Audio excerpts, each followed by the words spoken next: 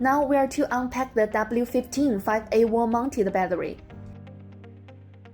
After receiving the battery, please check if the packaging is intact and undamaged.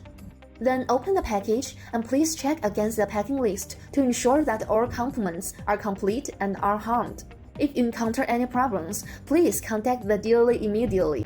As we can see, every package is equipped with an instruction manual, the delivery inspection report, a power cord, a ground wire, 2 network cables, a wall-mounted bracket, a network port, some expansion screws, and positive/negative pole protection covers.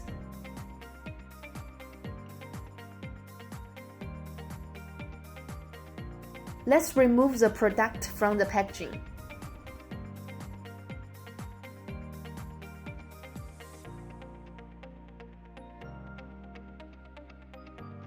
To install our battery, we first use expansion screws to fix the wall-mounted bracket to a wall.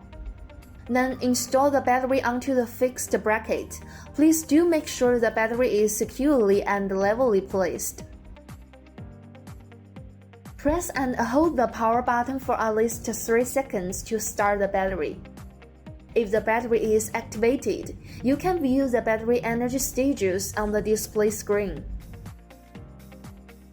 Before conducting the wiring operation, we need to open the battery box cover ahead.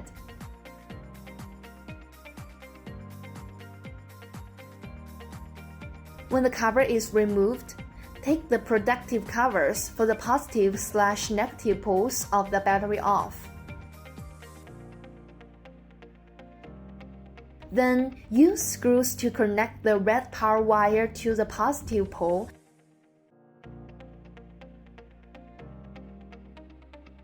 and the black power wire to the negative pole.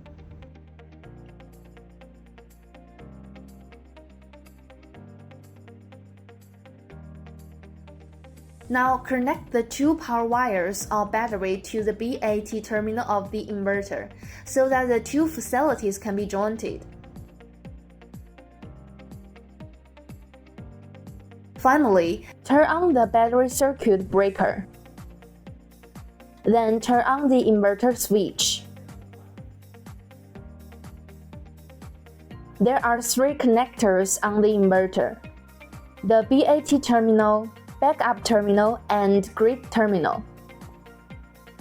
First, the BAT terminal connects the inverter to the battery through a power cable. Second, the backup terminal connects the inverter to the load box through a power cable.